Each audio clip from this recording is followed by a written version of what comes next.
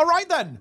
A surprise fractal incursion with new rewards awaits you today. And well, I'll tell you that, it is a surprise. ArenaNet just dropped one of their most impactful patches in years with no prior announcement. We have a stealth drop here, guys, and goodness me, is it a big one? We have got an automatic group finder for tier 1 fractals, free legendary gloves for everyone, new open world boss fractal incursion thingies, massive nerfs to Scourge and PvP. Love to see that one. We really, really do. Tormented skins being given away for free. Phalanx armor skin being given away for free. Free rare gear for all new level 80 characters immediately. Okay, wait, what else have we got going on? Oh yeah, push has been added to the game permanently at the same time. Goodness me, we've got a lot to talk about here. We've got a lot going on. Did I mention the legendary gloves? Did I mention the free bag slots? Did I mention the free stuff going on here? Goodness me. If you like free stuff, guys, you're in for a treat. Oh, and that's not all. Wizard's Vault stuff being added as a bonus. Free Fractal Omni Potion, massive. More Mystic Coins. Stuff for your legendary relic with the Lucent Crystal Vault Bag. Okay, and all of that is coming alongside this big bonus event that features a legendary weapon kit for any legendary weapon. The starter key is universal at the end of the Fractal Incursion. 30 AP, a billion achievements to do, a billion things to do as well. And yeah, did I mention the free legendary gloves, guys? Oh yeah, here they are with a pretty cool effect as well. So free legendary gloves won't cost you anything, just having to play the game a whole bunch. And of course, they have a pretty nifty effect as well. You can see you can actually dye this glow effect on the gloves themselves, but also you get an effect on the weapon too. So this is like a very special kind of new thing that's being added to the game in terms of legendaries. As you can see here, you have this kind of agony style effect that goes to kind of like the tip of your weapon. You can see like a little demo of the open world boss stuff going on here at the same time. And yes, it is indeed free. Did I mention that, guys? Can see the little demo of that there. But well, shall we go ahead and dive into it? Let's do it. So from now until October 7th, we've got this little bonus event going on. And bear in mind, this will be a recurring thing, right? It's not like a one-time thing. This will be part of the rotation, right, that they do. Surprise! We're introducing a brand new bonus event called Fractal Incursion that will run until October 7th. This event is aimed at introducing new players to Fractals and giving Fractal veterans more rewards to seek, including an incredible pair of legendary gloves. We also have some updates for our new PvP game mode, Push. The mysterious Miss Stranger calls for your aid with a plan formed alongside the Astral Ward to calm the mists. Join them in Lion's Arch to embark on an adventure into the Fractals of the Mist and across Tyria. All of today's live content updates are free and accessible to all players regardless of expansion ownership. Let's dive in. So first of all, we have this quick play system. You can now click a button and it will automatically find a group for you and throw you into a tier 1 fractal. These fractals are modified to essentially be unfailable. The Mist Stranger will revive you if you full die, so you literally cannot fail. It will do some mechanics for you and just in general helps you along your way, right? There's like easy checkpoint systems, very easy to get back into the mix. It's completely unfailable. I really like the implementation here. It even asks you if you want to stay in the party, right? And then, you know, maybe play with them, play with the group you found a little bit more afterwards, or it can simply boot you out. Really cool system. The UI, look, it needs a little bit of work. I think it would be really cool if it was a separate tab. So right now you have to go to Fractals, specifically to tier 1, and then you click this button, and I won't click it now, obviously, but it's a good system. It's gonna get you in, it's gonna then teleport you to the Fractal. It would also be really nice if there was a button that people could click that would just take them immediately into another Fractal afterwards. As it stands, you have to leave and then queue again. So I think there's actually some optimization here that they can go ahead and do. And again, I think it would be very beneficial if it had its own tab rather than it's in Fractals, specifically in tier 1. You can see it's not here. However, this is pretty exciting, guys, because they now have this functionality in the game, and we know they're doing a big update to Raids and Strikes in Quarterly Update 1 of Visions of Eternity. I am pretty confident this is a test run, actually, and they're going to be doing something like this for raids as well. And also, bear in mind, the versions of the fractals that it takes you to, Aetherblade, Cliffside, Deepstone, Kinfall, Molten Boss, Molten Furnace, Snowblind, Uncat, Urban, Battleground, Volcanic, they've been modified. That is really important, because it means that they would probably do the same thing for raids. And again, it wouldn't be for all raids. For example, they probably couldn't do it for, say, Doom. Could they do it for Wing 1? Probably. Could they do it for Wing 2? Probably. Wing 3? Yeah. Wing 4? Yeah. 5, 6, 7 might be a bit of a stretch, right? And certainly for a lot of the strike missions, it could also work as well if you just nuke them from orbit in terms of how difficult they are, and also give you a bunch of buffs, kind of like Emboldened, right? It could give you like 5 stacks of Emboldened immediately when you go in, because bear in mind, guys, Tier 1 fractals are very easy. And ultimately, normal mode strikes and raids are very easy. However, that's because the people who actually, the fact that you have to join a group on the LFG basically filters out by default a lot of casual players. There's a reason why every other MMO has had an auto group finder on a very low difficulty for 10 plus years. There's a reason for that. It's because having any kind of friction is, you know, intimidating for people, and they just don't touch it, right? But when you have like a quick play mode like this, all of a sudden the floodgates open, and people who are much less experienced, have maybe not the best builds, not the best gear, get flooded in. So you have to be really careful about being very aggressive with making it easy. Again, many of you guys may have played World of Warcraft. LFR, which is like the auto group finder raid mode in World of Warcraft, is trivial. If you get in there with a group, you will kill the boss. It's just piss. It's complete piss, right? But which is good, right? It means it's accessible, so people can get in there and experience the content, have some fun, get a little bit of loot, and have that raid experience. Don't talk about LFR Demencius, guys. Sometimes the end bosses, sometimes they can win. What can I tell you? But broadly speaking, that's how it should be. And I really hope that ArenaNet takes some notes from other games doing this to make that success rate. There was a really good stream they did about Freezy, funny enough. They said that, oh yeah, our stats show that, you know, if you've got over 5 people in a Freezy instance, it's a 90% win rate. That is how it should be in this mode here. And I think they've done a good job with this, by the way. The design here is very solid. It is basically unfailable, which is necessary. Because if the mode fails too much, people simply won't do it, right? Because, you know, people who want to go use a quick play mode, they want it to be like a cinematic experience, right? They don't want it to be challenging.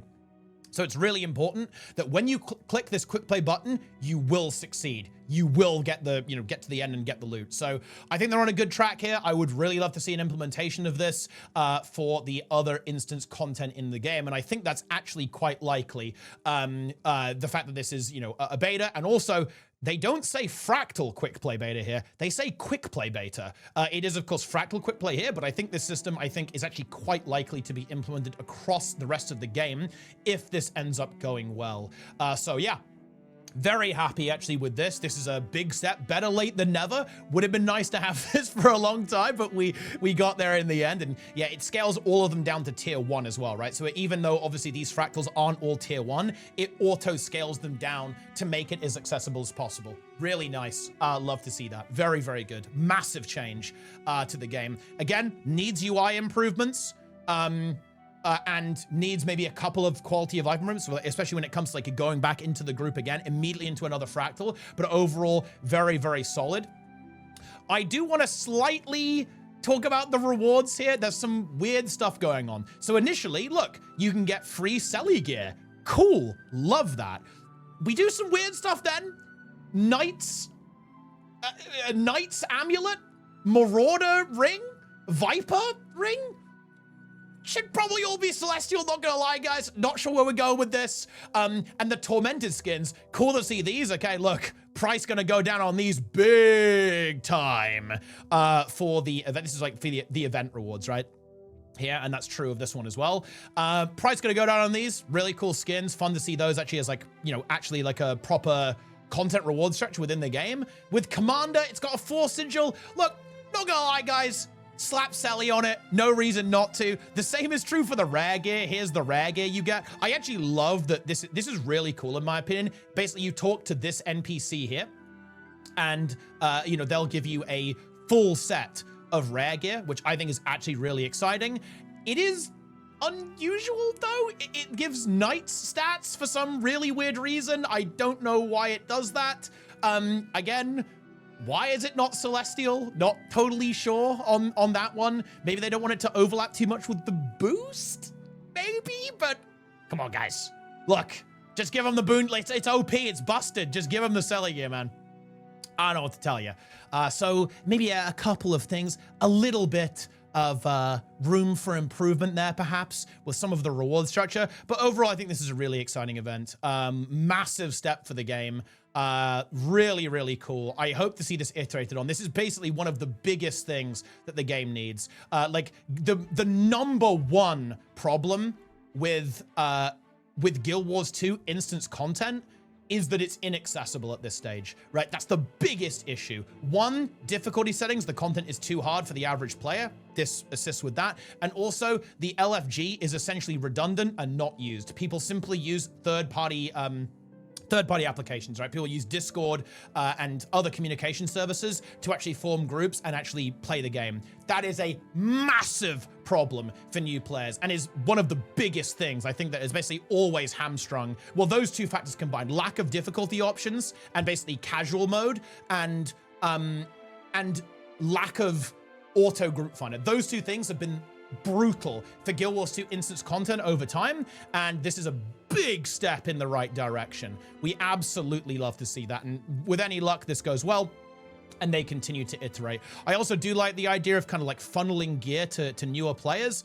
We could maybe do a little bit better on the stats, but listen, I'm not gonna whine about that too much, guys. It really is what it is. And then, of course, we also have the open world stuff, and this is something that I do love to see as well, adding a little bit of open world content to the game at the same time. And basically what happens is that every hour, a fractal boss basically spawns in the open world. This is good for two separate reasons. One, it's just content, right? Which, look, you guys know me, I'm a content fan, but also it means you can be exposed to bosses from fractals in the open world too, which is like a really good way to get people familiar with the type of mechanics, the type of AoEs, all the usual telegraphs, right? Like cones, circles, shockwaves. These basic telegraphs are there in the open world too, which I think is really important.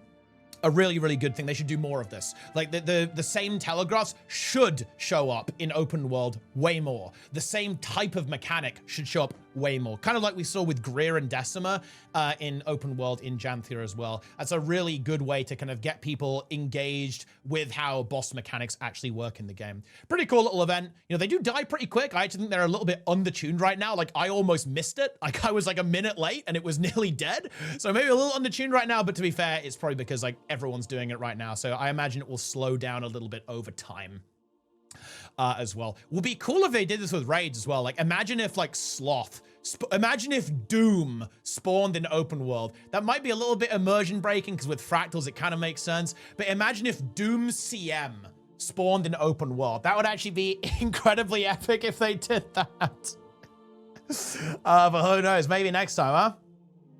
And then we already talked about a little bit about this. And yeah, just to reiterate, this is a completely free legendary, very similar to Season of the Dragons, except it's an armor piece this time. So again, what, like 300, 400 gold just for free for doing this. You can see here, this is gonna be here all the time, by the way. It's not the same, you know, it's not the same thing, right? As the other one. This is like the permanent achievement to go for. And you can simply pick up these gloves here. That's what they look like.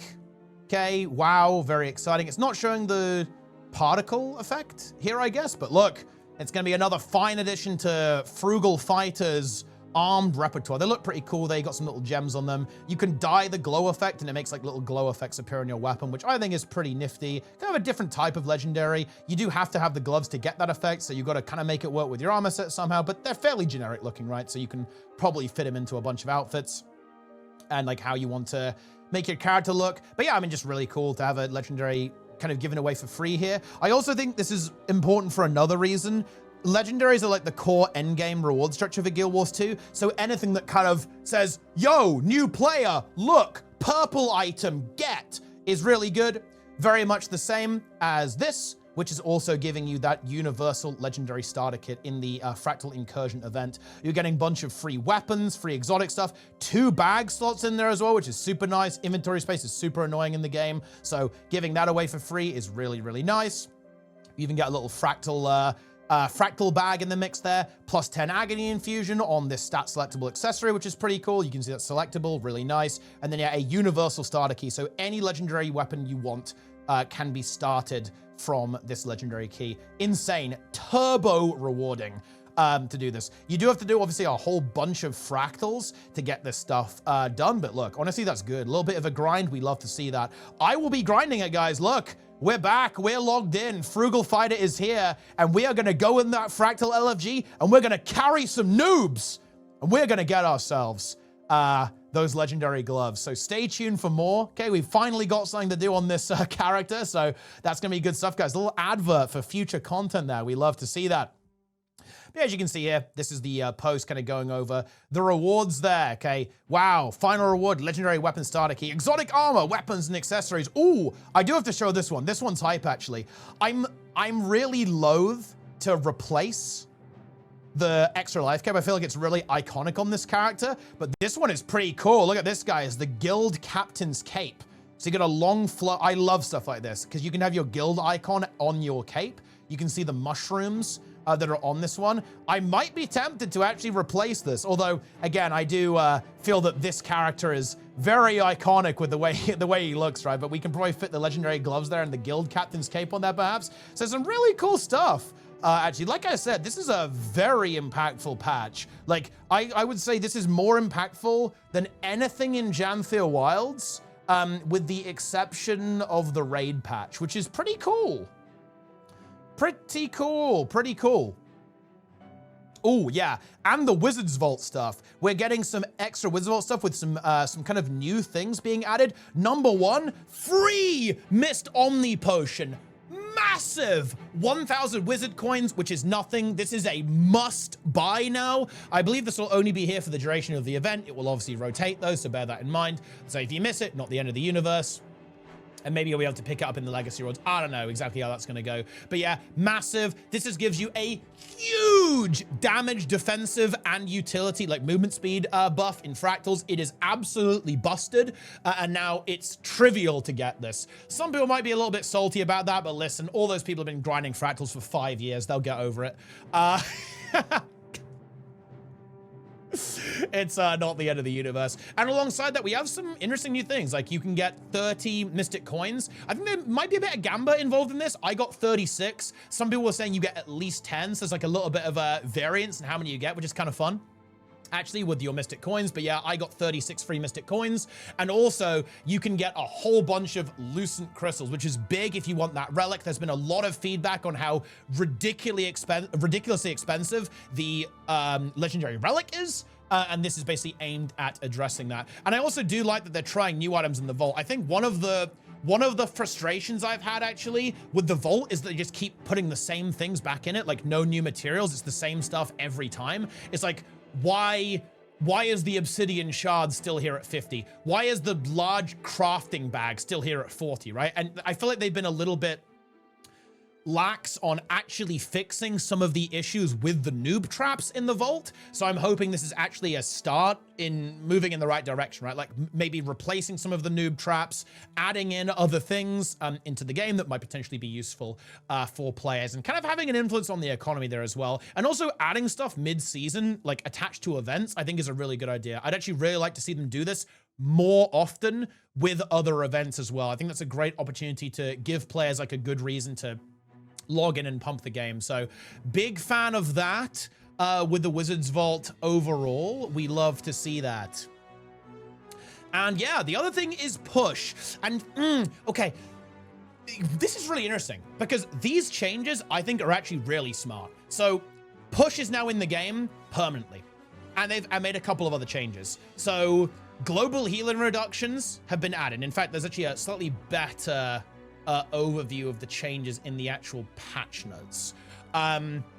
So reaching the enemy team's base wins the game. Okay, quick recap on push. It's basically the payload game mode. There's a payload in the middle. You've got to push it to the enemy team's base. It's kind of like a little zigzag pattern. That's the game mode, right? You go in it, you stand in it. If you control it, it moves your way. If you don't, it goes the other way. If nobody's there, it stays still. Easy peasy, right? So a couple of changes. The capture point will move more quickly when catching up to your best push. So if you fall behind, you can catch up quicker. Jade consoles will appear, giving you a permanent damage buff and a temporary bigger buff. Really nice. Outgoing healing, barrier, and boon durations applied to allies but on yourself are reduced. Massive. Big problem with this game was kind of like supports were really oppressive. It kind of it made some kind of degen gameplay. That's a really big change, in my opinion. And also, I think there's also little consoles that let you teleport around as well for like some interesting map pathing. So there's like some teleporters on the map. Also really exciting, actually. That was very lacking, I think. So I think these changes are very, very smart with the way this game mode goes. And I think, I feel like this is a much more approachable game mode for new players than Conquest. Conquest has kind of always had issues with being a lot to get into, especially with big skill disparities. However, I do have some concerns with this. My concern is that I want to know what the overall plan is. So right now it's been dumped into unranked, and I just really hope that that's not the end of it. I really hope that we're going to see this tried as a ranked season at some point. It's going to be in the off season, and there's even going to be variety monthly. So there's going to be tournaments basically attached to the game with its own title as well, which I'm actually a really big fan of. That's really cool. But okay, elephant in the room here. Guild Wars 2 PvP is in big trouble. It's been declining for years now, and it's got pretty rough. Population is very, very low. You will queue into, there'll be massive skill disparities in games. It ain't great, to be honest. And I do think we need to have a serious talk about the future of PvP and ranked in general. Like, if PvP is going to recover, there needs to be a pretty radical change. There needs to be big rewards, big surge of new players. Because at the end of the day, the issue with this game mode is it simply does not have enough players. It really is that simple. All of the issues the game mode has, which basically boils down to lack of match quality, is because there aren't enough people. The matchmaking algorithm itself is completely fine. It's the same as any algorithm from any game. But if it's got no players to work with, you're gonna have wacky matchups, and that's what happens now. If we want PvP to get back on its feet, there needs to be a big radical change. And I would like to see pretty aggressive experimentation. I'm a really big Conquest simp. I'm not gonna pretend otherwise. But with the way the game is right now and how new players just bounce off PvP, I think it would be worth potentially experimenting, if the off seasons go well, experimenting potentially with a ranked season entirely on push. See how that one goes. And I could see push potentially replacing Conquest as ranked in the future. This is a really tough conversation because I think that would really alienate a lot of the current PvPers because they love Conquest, myself included. I really like the depth, the strategic depth of the game mode. I think it's honestly the best PvP mode I've ever seen in any game, by the way. I include other dedicated PvP games in that. I really like Conquest. It's incredibly elegant. I think it's an amazing competitive mode, very skill expressive, and I'm a really big fan of it. However, I'm not blind. PvP is not growing. It's going downhill. That's obvious from anyone who plays the game mode, and that's sad. And I think we do have to potentially consider that we might need some kind of radical change and shifting towards a new game mode that will kind of get people more engaged and is like a little bit more new player friendly. So that is the way it is.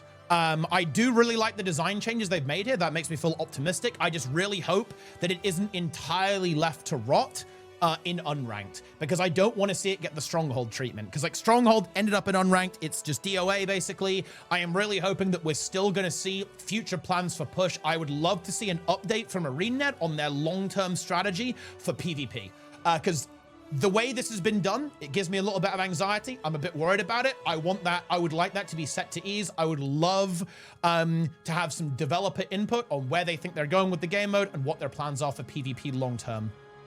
In general, going forwards, obviously, into Visions of Eternity. So, yeah, hopefully we get an update on that at some stage in the future there with push. I will actually, I will do something a little bit unusual here. I'll actually answer a question mid-YouTube slop. Someone asked me, do you think this could be applied to other fractals? Or other tiers? I think, realistically, no. I think it's better. This is only an entry-level thing. To be honest. And by the way, there's precedent for that. I'm going to use WoW as another example here. The auto group finder in WoW only applies to the lowest difficulty. I think not a lot of people realize that. But you can only automatically find a group for a dungeon up to heroic, which is very easy. I'd say comparable to tier 1 fractals in difficulty. So it's actually very comparable 1-to-1. You don't need to have an auto grouper for all of the content, right? And it's the same in raids. You can only automatically find a group for looking for raid. Even normal raids, which are still fairly easy, you have to engage with the LFG. However, if you want, the issue with the LFG with harder content is not an auto group finder. Why does the WoW LFG work and the Guild Wars 2 LFG doesn't? It really is quite simple. There is, okay, there's two kind of key points. One, information transparency. I can't see someone's build. I can't see someone's gear. I can't see if someone's done something before. I can't see their logs easily. That's why people use stuff like killproof.me and even Wingman to look up people's logs. Okay, and not having that integrated into the game makes it very unfriendly for people trying to make groups because you don't know who you're dealing with. You don't know if what people are playing, and it makes making groups frustrating. It makes making groups annoying, right? One of the things that I love about the LFG in WoW is that, oh, I can see this guy's playing Fire Mage. Oh, I can see this guy's playing Discipline Priest. They've got a healer. I can see that they've got good gear. I can see that they've got this Raider IO score. That's how good they are at Mythic Plus. They've done all the raids. They've got 8 out of 8 heroic. Oh, I can see that they've got good logs for this boss. I know this player's going to perform well. I know this player's done this before, and I know what class they're playing and what build they're playing. In Guild Wars 2, you don't have that information transparency, and that makes it very frustrating to deal with as a group leader. Like in Guild Wars 2, I would much prefer have a Discord server with people I trust and I've vetted myself, right? And then play with those players rather than use the LFG, because I can't vet people. You can't vet people in Guild Wars 2. That is a major issue, right? And until that's fixed, it ain't gonna happen. People are gonna use third-party stuff for more challenging content. The other thing is kind of similar to this. The way groups work in this game is very unfriendly to leaders. Basically, there is actually a setting for this, but it doesn't work in the LFG. If you could change it to yes with approval on squad joins, this would be a huge improvement. So when you make a squad in Guild Wars 2, people can join without your permission. In World of Warcraft, what's really good is that when people click join, it applies. And then you basically get a list of everyone's item level, everyone's gear, everyone's skill level, right? And then you pick who you want to add. That is a really friendly system towards the group maker. And that is why it works. Because making a group in that game is not a pain in the ass. It is a pain in the ass in Guild Wars 2. Simply because you might have to kick people. And guess what? Kicking people feels really, really bad. And being able to essentially choose who makes it in based on criteria, it is just more friendly, less stressful, less anxiety inducing in World of Warcraft than it is in Guild Wars 2. And until that changes, you will run into the same issues again and again and again. So yeah, information transparency and squad group friendliness for people who make the groups are the two key features that need to change for the LFG in Guild Wars 2 to become usable. And yeah, we do not need LFR or like auto group finder for anything other than the lowest difficulty. The model here that the model here you look at is, I hate to say it, guys, it's WoW. It works in that game. It is extremely easy to get into Mythic Plus, dungeons, fractals, basically. Extremely easy to get into raids in that game because the LFG is transparent and it favors people who make groups. So it's not annoying to make a group in that game. If you make those two things true, people will use the LFG. Even if the UI is a bit jank like it is now, I honestly think it would be completely fine. The UI here, in my opinion, is a bit of a red herring, right? Is it a bit dated? Is it a bit jank? Yes, but that's not the problem with it. The problem with it is it's simply not functional. It is just not functional. It does not work. And that's its issue. Tidy that up and you're in business. I would love to see an implementation of that at some point down the line for Guild Wars 2. We're certainly moving in a good direction with the auto LFG. Little bit of a digression there, I suppose, with that one. But listen, interesting conversation. little bit of an interesting conversation. Yeah, and also, I will actually quickly address this too. So, people are saying, oh, but won't that lead to gatekeeping? Guys, in Guild Wars 2, you don't even see the gate, okay? Guys, you don't even see the gate, yeah? If we go to, like, raids and strikes, right? Guys, there's no gateway even. This is the problem. It's that it's one thing to have a requirement for a group, but dude, the requirement for a group in Guild Wars 2 is join a Discord server. How are you supposed to know that as a new player? It's really jarring, right? To open up the LFG and see this, right? Like, it's cooked. It's absolutely cooked. It is way better to have loads of gates that tell you how to get into the gate than an invisible gate that you have to look for. Like, where is it? Where's the gateway? Yeah, it's so much worse in Guild Wars 2 than other games that have so-called gatekeeping, which I would quibble about. It's not relevant for this discussion, but look, having a requirement is not gatekeeping, but look, get triggered about that in the comments. Anyway, back to the main topic here. Yeah, I think that's about it, right? Do you have to talk about anything else? You got a little bonus YouTube video there, guys. A little bonus meme at the end.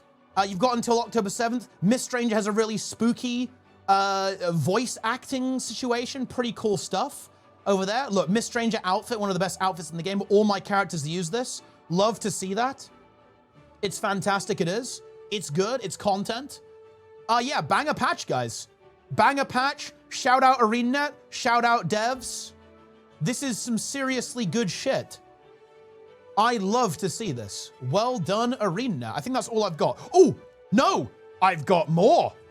Here we go. And yeah, you can see there's a couple of, you can see here, guys, there's a couple of extra changes to these fractals to make them a little bit less punishing for this, for the quick play group, right? So there's like we don't need to go into them, right? But, you know, look, extinguishers no longer guard the energy trap area, so those annoying mobs are gone. Lower the knockback of the traps. Blah, blah, blah, blah, blah, right? They basically made stuff more forgiving specifically for this. Makes sense, it's good.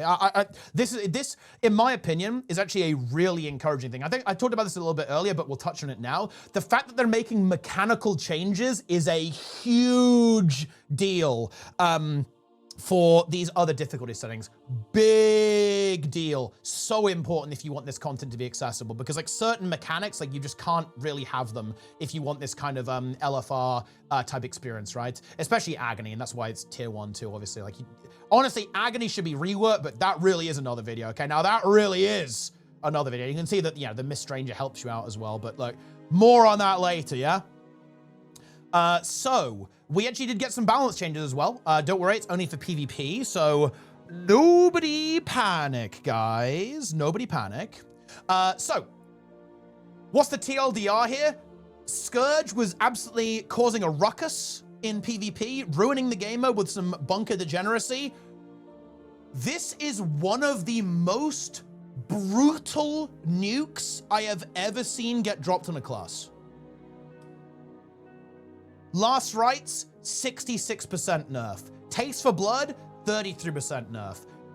Mark of Blood regen duration, 3-2. Mark of Blood, 4-2. Vigor duration, 2-1 on Mark of Blood. Transfusion healing, scaling, 0.3 to 0.1. Abrasive Grit, deleted from PvP. 5-second ICD. Desert Empowerment, about a 50% nerf. Sandstorm Shroud, 50% nerf. You know, it's one of these things that's a little bit scary to me, actually, to be honest, is that it feels a little bit bad when a class is, like, unplayably awful. And let me tell you guys, Scourge is unplayably awful after this. This is, if you see a Scourge, it's a 4v5. Like, that is apocalypse tier nerf. Now, is it deserved? Actually, yes. Whenever Scourge is good in PvP, it tends to kind of ruin the game. So I'm not exactly upset about this. It was kind of making the game very, very scuffed. So am I glad to see this? Yes, it deserved it. But damn, they didn't mess around. Because they already nerfed it once and it still survived. It was still really busted. But let me tell you, it ain't gonna be after this. Eesh. It's one of those classes that probably needs a rework at some point, but again, dev budget might be unlikely. Another change that was really dominant was Mirage. So Dune Cloak, super strong. This got reworked. Basically, whenever you shattered with a certain clone threshold, you get Mirage Cloak, so you could use another ambush, more evasion, obviously. The threshold on number of clones is going up to 3 in PvP. Significant change, actually. That's going to be significantly less evasion. It's going to be much harder to actually set up like lots of these shatters because again, that's a 50% increase in how many clones you need, right? 2 to 3 is a big deal. Like clone generation is not instantaneous on these builds. This is a significant nerf to its evasiveness because this build was surprisingly hard to kill. It was like full glass cannon like, and pretty squishy, but the evasion carried it a long way, especially from the Dune Cloak. Then you have Distort and obviously all of the other Mirage tricks at your disposal. Will this build still be good? Definitely. To be honest, it was, to be frank, current patch, busted. Insane damage, insane mobility, and way harder to kill than it should be. To be perfectly honest with you, is it still going to be good? Yeah. Is it going to be less insane? Also, yeah. So overall, I think a smart change. I like this change quite a bit.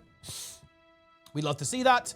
And also a nerf to Renegade as well. It's one of those builds that, look, I've heard it was a bit abusive, a bit oppressive. I've never been impressed by it. I think it was mostly obnoxious, to be frank, like a very annoying build being played. So a couple of changes here just to nerf it down a little bit. Notably, the Ice Razor's energy cost being increased in PvP to just have less of that pressure being in there. A good change, I think. Like, Renegade is a little bit similar to Scourge. If it's really good, it can be very unfun, to be honest. So, yeah, not going to be too sad about that one. And Legendary Renegade starts, the skills, legend skills no longer require a valid path to be cast. So that's little quality of life for, well, I assume Revenant in general, actually. So you can kind of like use these abilities a little bit easier, particularly when you're dealing with terrain.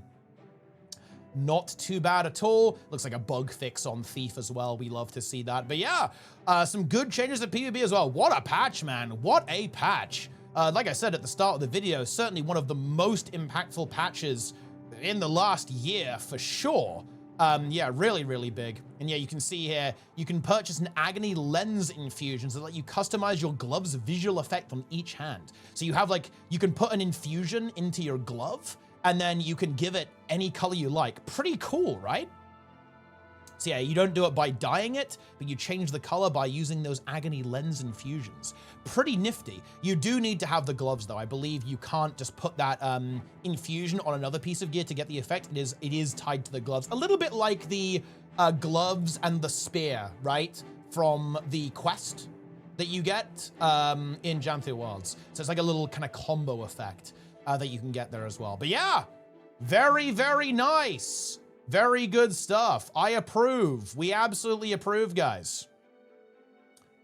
Yeah, you can see here that you get the gloves, Fractal Quick Play, but you can get bonus dust during the event, so extra speedy during the event. So get in there right now, guys, and farm those fractals. Infest the Fractal LFG. It's pretty fun. I've done a couple of them. The system appears to work pretty smooth. We do love to see that indeed. Epic stuff, epic stuff. I mean, that's it. And yeah, it looks like there is this compensation as well, because of course, you're basically being given a completely free Mist Omni Potion. And here you can see there's a one-time trade for players who have obtained an infinite Mist Omni Potion. The infinite Mist Omni Potion purchased in the Wizard's Vault can be traded for a Fractaline Spark, which is used in the other vendor's trade. What actually, wait, what is that real quick? I actually don't know what you can trade. So what can you trade it in for? Fractaline Spark? I'm clueless, guys. Chat, what does that give you? You can attach multiple, oh, hold on. You can attach multiple infusions to change hand colors independently. They can go into any slot like the Jormag guys. Ah, yeah, but it combos with the gloves, right? Oh, that's pretty cool, actually. Wait, which vendor is it, though? Is it this guy? It's over. Where's the trade-in guy? Wait, is it only in the Sanctuary? Wait, where is it, guys? I'm ready to proceed. Wait, do we have to do this first or something? Oh, you have to do the achievement. I guess we actually have to do the achievement to see what you can trade it in for. Yeah, maybe you have to have the Omni Potion. Or we'll grind the Omni Potion, just buy it and see what you can trade it in for. I mean, I guess nobody knows. Well, look, YouTube, you probably just saw a little edit of us figuring out what you can do with it. We have no idea what you can trade it in for, but we'll find out. Yeah, we got to keep you guys on your toes, yeah? But I bet it's good, or maybe it's not. Who knows? We're about to find out. But anyway, I think that is going to wrap things up for our patch breakdown today. We've got the triumphant Lion's Arch music, and goodness me, what an appropriate time for it. An absolutely apocalyptic patch in the good way here. Okay, this is the opposite of Bavanissos. Year of Guild Wars 2 is confirmed. Very good texture resolution on the armor on that character. Honestly, maybe it's the low resolution on the video. No, I'm watching it in 1440, but I'm watching it in 4K even. Does it make the resolution any better? Not really. But anyway, that is it, guys. Hope you enjoyed it, even with a bonus tangent about the LFG in the middle. Thanks for watching. Hope you enjoyed it. Leave your comments down below. Buy the game using my referral link. Buy every version of the game using my referral link. Okay? Follow, subscribe, watch my streams. Zero to Hero content is incoming as we blast through all these fractals. That's going to do it for me for now, guys. Stay tuned for more.